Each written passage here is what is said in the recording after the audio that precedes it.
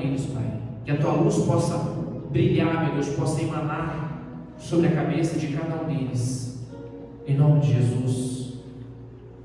Nós buscamos, nós pedimos, nós intercedemos por eles, Pai.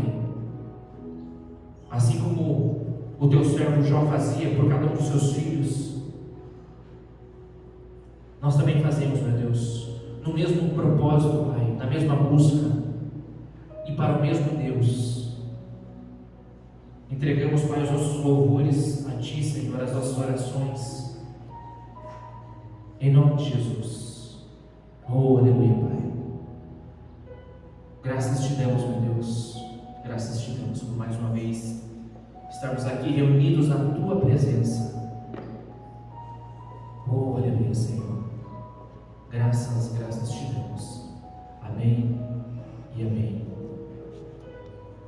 Glória a Deus, meus queridos. Pode se sentar.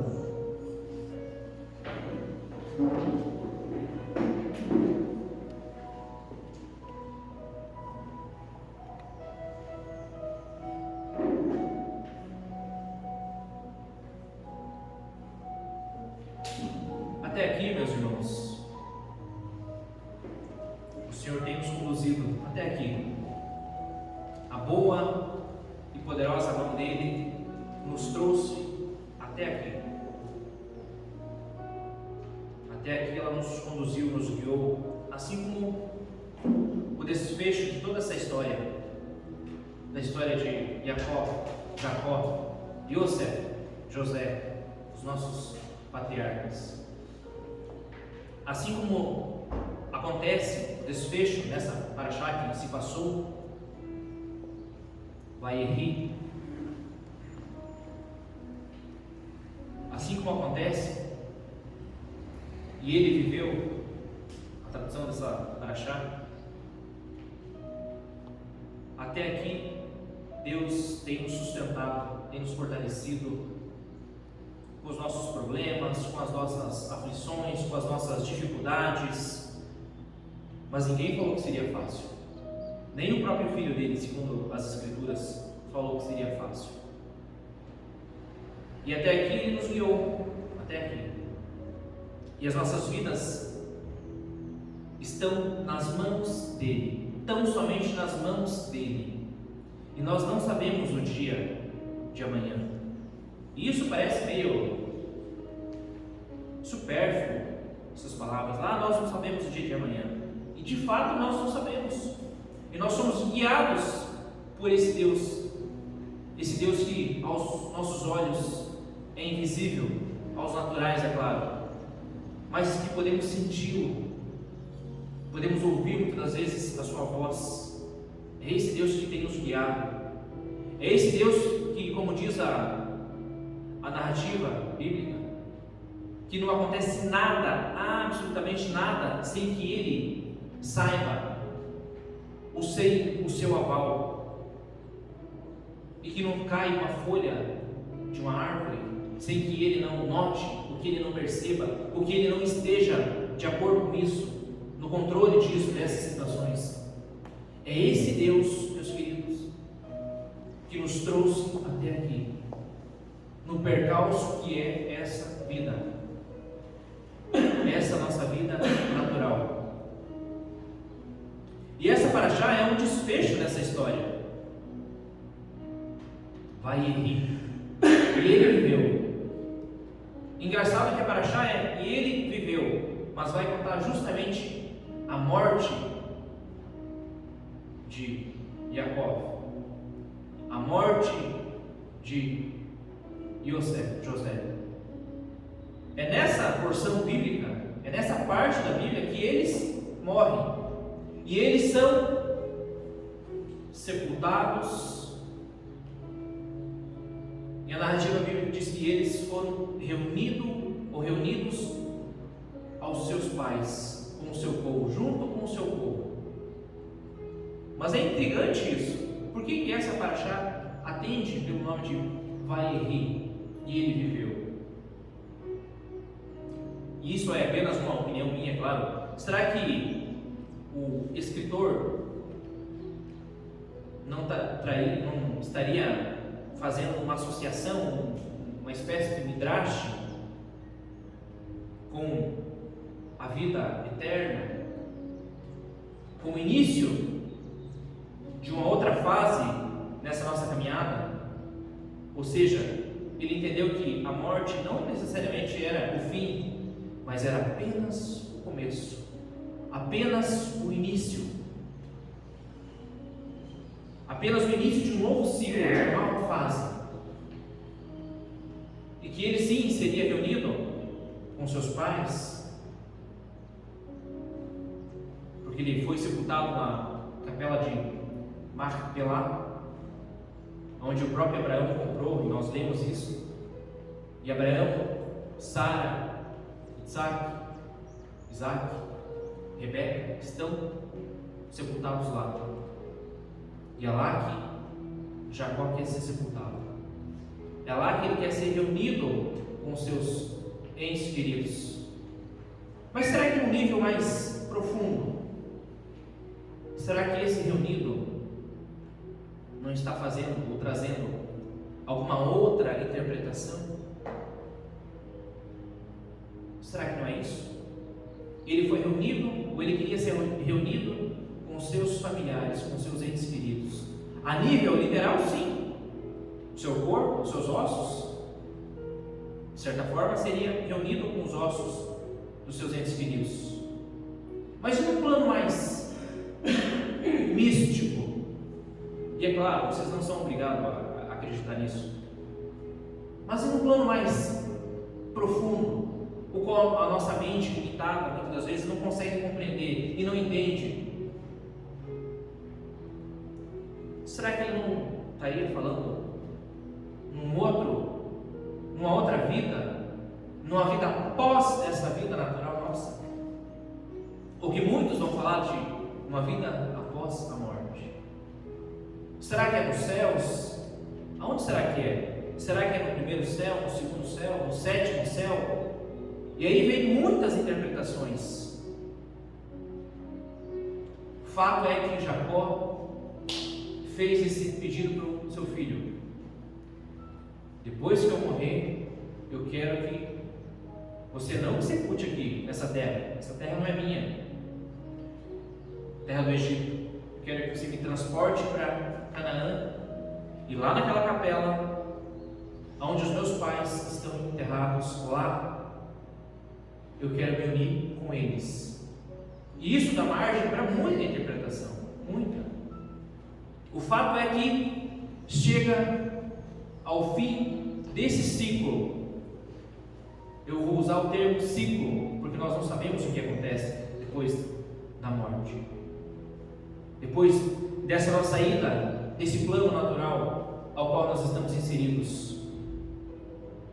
Como diz o próprio apóstolo Pedro, depois que esse tempo se desfazer, nós não sabemos.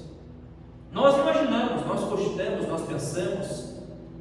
Eu penso muitas coisas sobre isso. Isso não quer dizer que eu estou certo. Vocês pensam muitas coisas sobre isso. Isso não quer dizer que nós totalmente estamos certos. Nós imaginamos, nós pensamos.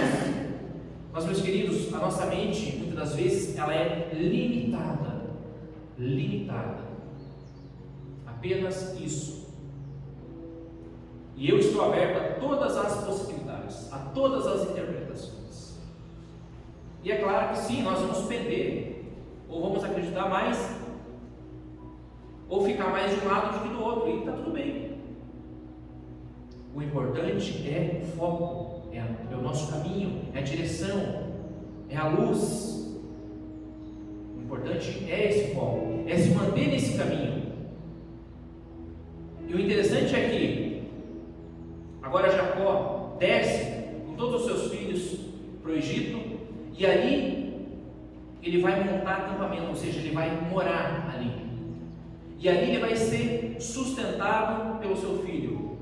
E ali cumpre-se 100% dos sonhos de José, onde o sol, a lua e as estrelas se curvam diante dele, onde o seu feixe cresce e cresce e fica maior que o feixe dos seus irmãos. aqui a história se fecha. Fecha-se um ciclo para começar outro ciclo. E José sabe muito bem disso. José está atento à bênção que ele recebeu, que o pai dele recebeu, que o avô dele recebeu. Abraão, Isaac, Jacó. Gênesis capítulo 12. Vamos nos lembrar. Deus chama Abraão e diz: em ti e na tua descendência, Abraão, serão benditas todas as nações da terra. E essa bênção agora, ela está ou estava com Jacó, passou para José, e agora ela vai passar novamente para os seus filhos, os filhos de José, os filhos que nasceram no Egito, Efraim e Menaxe, Manassés e Efraim. Essa história ela é linda, linda, tem os seus altos e baixos, por isso que ela representa a nossa vida, justamente por isso. E aqui, antes de nós entrarmos na leitura, Jacó desce, se estabelece, ele e seus filhos, abençoa Faraó, recebe uma parte da terra e ali ele mora. A narrativa bíblica diz que ele mora ali por 17 anos. 17 anos. E ao que tudo indica, isso claro é uma interpretação, é o que o narrador tenta nos mostrar, foram os 17 melhores anos da vida de Jacó. Por quê? Porque ali estava toda a sua família reunida, todos eles, todos os irmãos, e ele era sustentado pelo seu filho, pelo sonhador, por aquele filho que ele achava que tinha morrido, que um animal feroz tinha dilacerado ele. Ali, com seus próprios olhos, ele viu a bênção. E ao que parece foram os últimos anos da vida dele, os melhores. Isso, é claro, não é uma via de regra. Mas quando o Faraó diz ou pergunta para ele quantos foram os seus dias ou os seus anos, e ele diz: os meus anos foram 100 e poucos anos, está ali na narrativa, 140 e alguma coisa, mas foram anos ou dias ruins, trabalhosos, tortuosos. Por quê? Nós sabemos a história. A família não estava totalmente unida. Ele tinha essa mancha, esse vazio no coração dentro dele. José, o filho que ele nunca mais tinha visto. E agora esse vazio, ele é preenchido novamente. Então por isso que o narrador tenta nos dizer que os últimos dias da vida dele, os últimos anos, foram os melhores. E vejam que os melhores anos da vida dele não foram em Canaã, não foram na terra dele, foram na terra do Egito, onde mais tarde a sua família vai ser escravizada ali. Mas isso tudo, é claro, é profético. Deus falou isso para Abraão. Deus deixou isso bem claro para Abraão quando ele fez a promessa, quando ele fez o pacto e fez Abraão dormir. E ele diz: olha, Abraão, você vai ser peregrino nessa terra. A tua geração vai descer até o Egito e vai ser escravizada. E vão se passar tantos anos que depois você vai voltar para essa terra que emana leite e mel. Então vejam que os últimos dias, os últimos anos de Jacó em vida não foram em Canaã, foram no Egito. Foi ali onde o próprio José, uma figura de Cristo, sustentava ele e a sua família, e não apenas ele, mas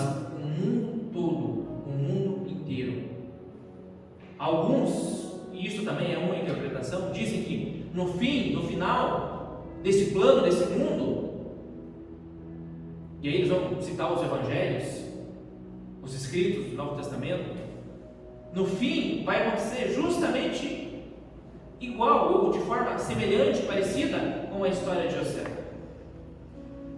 O próprio filho dele, Yeshua, Jesus Cristo, vindo novamente para nós que cremos na sua segunda vinda, sustentando os seus irmãos com pão e água, e o resto do mundo inteiro que se achegar até ele. Vejam que as histórias são parecidas, sim, e é claro, isso é uma interpretação, mas ela é muito válida, ela é rica nos seus detalhes. E aqui então fecha-se o ciclo de Jacó. E o que nós aprendemos com isso? O que nós aprendemos com a história dos patriarcas, de José, o sonhador? Qual é a lição que nós podemos trazer para as nossas vidas, para os dias de hoje? Perseverança. Perseverança. E Jacó perseverou até o fim. E José perseverou até o fim. Problemas, dificuldades, mortes, fome, tudo isso impactou a vida deles, assim como impacta as nossas vidas. Vejam, queridos, eles não eram super-heróis, eram humanos, homens como nós, sujeitos às mesmas dores, às mesmas dificuldades, as mesmas coisas, mas eles perseveraram. A mão de Deus estava sobre eles o tempo todo, guiando-os, conduzindo-os para esse final, o final que não necessariamente eles queriam, eles projetaram, mas o final que Deus projetou para eles, o final que Deus projetou para nós. Eles não se desviaram do caminho. Eles não se desviaram do caminho. Há alguns que dizem, alguns sábios, e eu concordo com eles,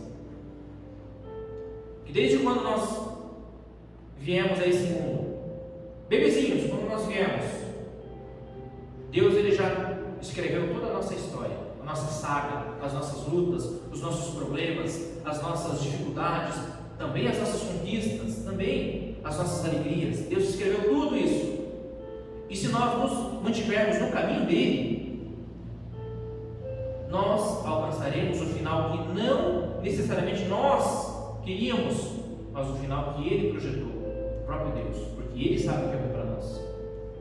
Ele sabe. Mas, no entanto, se nós nos desviarmos desse caminho, nós encurtamos esse caminho. Morremos cedo, morremos logo. Tínhamos tantas coisas ainda para passar nesse mundo, para viver, mas nós encurtamos esse caminho. Nós não conseguimos aumentar o nosso trajeto, os nossos dias. A narrativa bíblica diz que o homem não consegue fazer crescer nenhum fio de cabelo a mais do que nós temos. Mas nós conseguimos encurtar o nosso caminho, encurtar as nossas bênçãos. Isso, e é claro que eu não estou falando de salvação aqui, mas nós, muitas das vezes, pelos nossos erros, pelas nossas transgressões, pelos nossos pecados, pelo nosso intuito de fazer a coisa certa e acabamos fazendo a coisa errada, por conta dessas coisas, nós encurtamos o nosso caminho. Era para mim viver tantos anos, mas por conta dessas coisas, nós encurtamos o nosso caminho. Isso, claro, também é uma interpretação. E eu acho ela válida. Acho ela muito válida. Então nós aprendemos com tudo isso. Perseverança. Não importa a situação.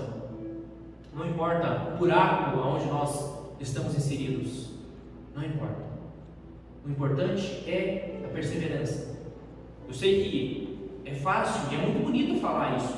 Não, vamos ter a perseverança dos nossos patriarcas, Abraão, Isaac, Jacó, José. Vamos perseverar como eles perseveraram. Vamos buscar esse Deus que eles buscaram, o Deus que falava com eles, que se manifestava a eles através do fogo, da água, do vento, desses elementos. Meus queridos, o mesmo Deus deles é o nosso Deus hoje. É um Deus que não tem variação, é um Deus que vive para sempre, e é esse Deus que nós devemos buscar. É nesses homens que nós devemos nos inspirar, com os seus erros, com os seus acertos, porque foram homens que erraram muito, e isso é a nossa vida. Eles não são super-heróis, eles são homens que perseveraram e venceram, apenas isso, perseveraram e venceram os males e os seus dias tortuosos. Então que os nossos dias nessa vida, nesse plano, meus queridos, sejam dias bons, que a maioria dos nossos dias sejam dias bons.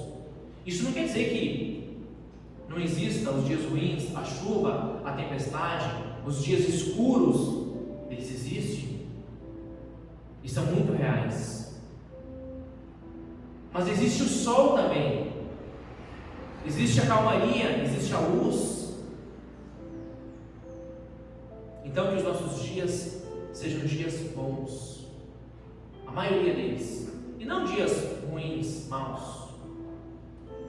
E que nós possamos não somente ficar nesse caminho, nessa direção, ouvir a voz dele, ouvir o chamado, o nosso chamado, o chamado para uma vida eterna, para uma vida além dessa.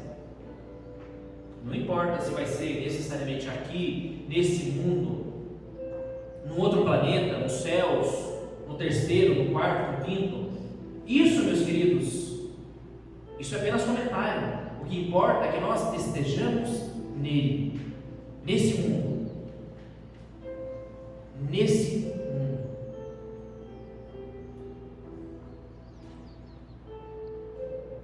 Abra a Bíblia comigo, lá em Gênesis, capítulo 47, versículo 12.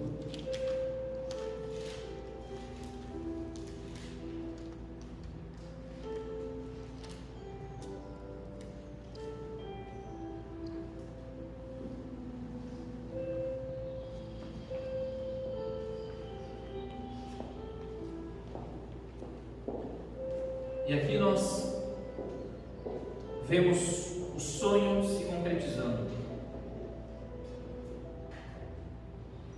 E José sustentou de pão a seu pai, a seus irmãos e a todos os da casa do seu pai, segundo o número dos seus filhos. Amém? E aqui, meus queridos, o sonho de fato se concretiza, porque os irmãos já tinham se curvado diante de José, mas aqui o sol, a lua e as estrelas se prostram diante de José, o sonhador. E Deus quis que fosse dessa forma. Deus quis, meus queridos, que fosse desse jeito, dessa maneira.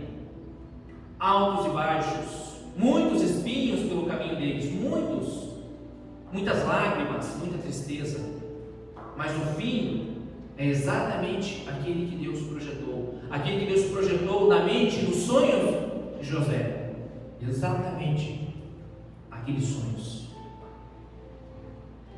E agora, um pouquinho para frente, vamos ler a passagem da bênção de Jacó para os filhos de José. Gênesis capítulo 48, versículo 11.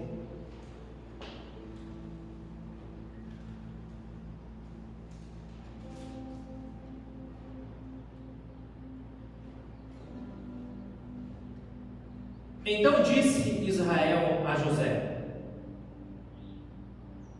eu não cuidara ver o teu rosto e E eis que Deus me fez ver os teus filhos também. E José, tirando-os dentre os joelhos de seu pai, inclinou-se à terra diante da sua face. Depois tomou José a ambos, a Efraim na sua mão direita, e à esquerda de Israel, Jacó, e a Manassés, à sua esquerda, à direita de Israel, e fê-los chegar a ele. Mas Israel estendeu a mão direita e a pôs sobre a cabeça de Efraim, que era o mais novo, e a sua esquerda sobre a cabeça de Manassés, cruzando assim as mãos, não obstante ser Manassés o primogênito. Versículo 15: E abençoou a José, dizendo: O Deus em cuja presença andaram meus pais, Abraão e Isaque, o Deus que me sustentou durante a minha vida, até aqui, até este dia, o anjo que me tem livrado de todo mal, abençoe estes rapazes, seja nele chamado o meu nome e o nome dos meus pais, Abraão e Isaque, e cresçam em multidão no meio da terra. Amém? Olhe para mim.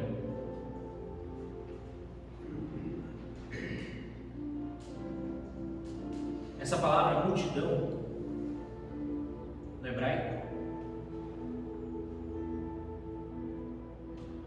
ela vem da raiz, vem de uma raiz que significa peixe. Uma tradução mais realista, mais real seria: e cresçam como peixes no meio da terra. Como peixes no meio da terra. Nós poderíamos ir aos evangelhos, e é claro que eu vou fazer isso hoje para não se estender, e entender as palavras do próprio Jesus Cristo. O que ele disse para os seus discípulos? Que faria eles pescadores, não necessariamente de homens, mas de peixes. Aliás, não necessariamente de peixes, mas de homens, fazendo essa associação. Ou seja, ele troca. É a mesma bênção, é a mesma descendência. E cresçam como multidão, ou como peixes no meio da terra. E esses peixes cresceram, e cresceram muito. E os seus discípulos e o próprio Yeshua começou a pescá-los. Vejam que interessante essa associação. Mas voltando aqui ao texto, meus queridos. Então José abençoou os seus filhos. E vejo que Jacó abençoou os filhos de José. E vejo que ele cruza as suas mãos para dar a bênção. Por quê? Porque a mão direita, a mão da bênção, ia sobre a cabeça, ou era para ser sobre a cabeça do primogênito. O primogênito é Manassés, não Efraim. Efraim é o segundo. José trouxe exatamente como era o costume. Manassés, a mão direita de Jacó. Efraim, a mão esquerda, a segunda bênção de Jacó. E ele troca as mãos. A mão direita, a mão da bênção, vai sobre a cabeça de Efraim. Interessante que a narrativa diz que os olhos de Jacó já estavam escuros, fechados, por conta da velhice, dos muitos anos. E ele não enxergava direito. E ele fez isso através do Ruach HaKodesh, do Espírito Santo. Do Espírito do Santo. Ele sabia estavam fazendo. E José disse: não, meu pai, não faça assim. Não é, a ordem está trocada. A sua mão direita tem que abençoar Manassés, não Efraim. E ele disse: eu sei, meu filho, eu sei. Ele também será um povo abençoado. Vamos ler. Versículo 15.